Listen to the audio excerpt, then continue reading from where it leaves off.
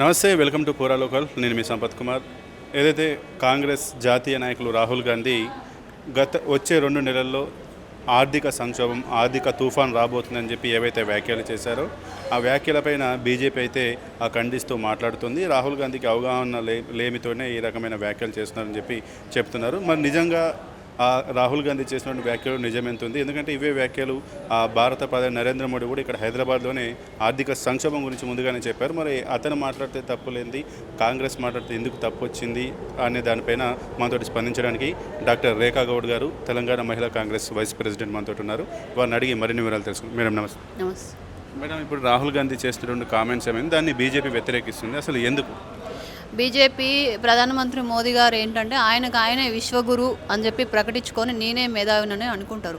రాహుల్ గాంధీ గారు అడిగిన ప్రశ్నలకు దమ్ముంటే పార్లమెంట్లో సమాధానం చెప్పాలి, కానీ ఈ విధంగా విమర్శించడం కరెక్ట్ కాదు. ప్రతిపక్ష నాయకుడు హోదాలో ప్రజల తరపున వారుకున్న అవగాహన కానీ, వారుకున్న అనుమానాలు కానీ, వారుకున్న క్వశ్చన్లను కానీ అడుగుతారు. ఆన్సర్ చెప్పడం అనేది ఒక ప్రధానమంత్రిగా, తర్వాత ఒక అధికార పార్టీగా అది వాళ్ళ కనీస బాధ్యత.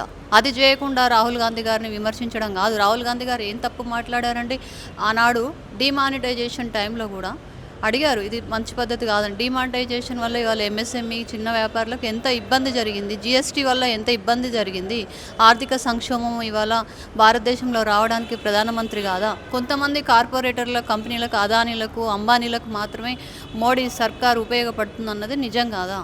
ఇవాళ అక్కడికెక్కడ పోయి ముడి చమురు గురించి అక్కడక్కడ పెడుతున్నారండి. వేరే ఇతర దేశాలలో పెట్టాల్సిన అవసరం ఏంది? వాళ్ళెవరు కూడా తీసుకొచ్చి మన భారతదేశంలో పెట్టరు కదా.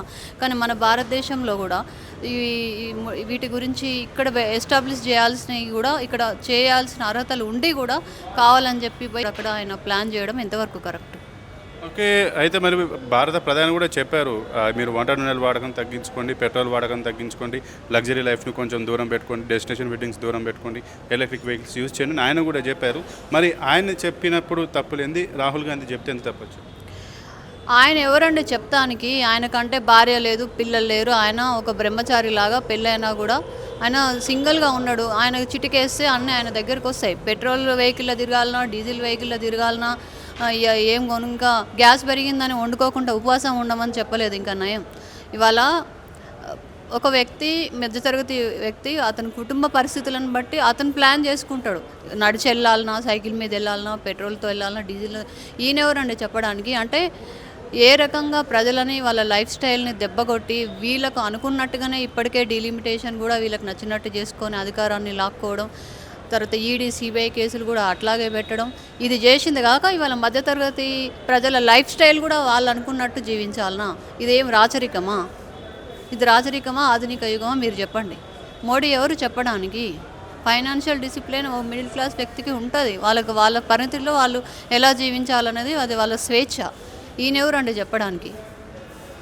ఓకే మేడం, మేము తెలంగాణలో కాంగ్రెస్ ప్రభుత్వం అధికారంలోకి రావడానికి మా నిరుద్యోగులు ఎంతో కష్టపడ్డాము, కానీ జాబ్ క్యాలెండర్ రిలీజ్ చేస్తామని చెప్పి మమ్మల్ని పట్టించుకోవట్లేదని కొంతమంది నిరుద్యోగులు ఆందోళన చేస్తున్నారు. దీనిపైన ఎట్లా? గత 9 ఏళ్ళ బీఆర్ఎస్ ప్రభుత్వంలో ఒక జాబ్ క్యాలెండర్ కానీ, ఒక ప్రభుత్వ ఉద్యోగం కానీ ఇచ్చిరా? ఇవాళ మా ప్రభుత్వం అధికారంలోకి వచ్చిన తర్వాత దాదాపు 60,000 ఉద్యోగాలను ఇచ్చిరు. దాంట్లో టీఎస్పీసీ ఉద్యోగాలు కూడా 11,000 పైనే ఉన్నాయి. ఏ విధంగా నిరుద్యోగ యువత ఒకసారి వాళ్ళు కూడా చదువుకున్నారు. వాళ్ళు ఒక్కసారి గత ప్రభుత్వంలో జరిగినటువంటి విఫలమైనటువంటి దాన్ని ఇవాళ మనం అమలు చేస్తూ వచ్చిన 2 ఏళ్లలో 60,000 ప్రభుత్వ ఉద్యోగాలను మన రేవంత్ రెడ్డి గారు సర్కార్ ఇచ్చింది. వీళ్ళు ఎవరో కావాలని పెయిడ్ ఆర్టిస్టులు, కొంతమంది బీఆర్ఎస్ వాళ్ళు, బీజేపీ వాళ్ళు వచ్చి ప్రెస్ మీట్లు పెట్టమంటే పెట్టేటోళ్ళే తప్ప నిజంగా నిరుద్యోగ యువతకు అవకాశాలు కల్పించింది మన ప్రభుత్వమా కాదా అనేది గుండె మీద చేసుకొని వాళ్ళకి చెప్పండి. మన ప్రభుత్వం వచ్చాక group 1, group 2, group 3, group 4, group 3 అన్నీ కూడా డిఎస్సి కాంచి అన్నీ కూడా ప్రభుత్వ నోటిఫికేషన్లు ఇచ్చింది, ఉద్యోగాలు కూడా ఇచ్చింది. ఓకే, ఇప్పుడు బీజేపీ చెప్తుంది తెలంగాణ కాంగ్రెస్ ఇప్పుడు ఏవైతే హామీలు ఇచ్చిందో వీటిని మర్చిపోయింది, అలాగే రైతులను పట్టించుకోవట్లేదు. సో ప్రజల్లో ఈ 2.5 పాలనలోనే వ్యతిరేకత వచ్చింది. సో వచ్చేటువంటి జిహెచ్ఎంసీ ఎలక్షన్స్లో కావచ్చు, శాసనసభ ఎన్నికల్లో మేమే అధికారంలోకి వస్తాం, పశ్చిమ బెంగాల్లో ఏదైతే రిజల్ట్స్ వచ్చిందో అది కూడా తెలంగాణలో రిపీట్ అవుతుందని చెప్పి వారు చెప్తున్నారు. మీరు ఎట్లా స్పందిస్తారు?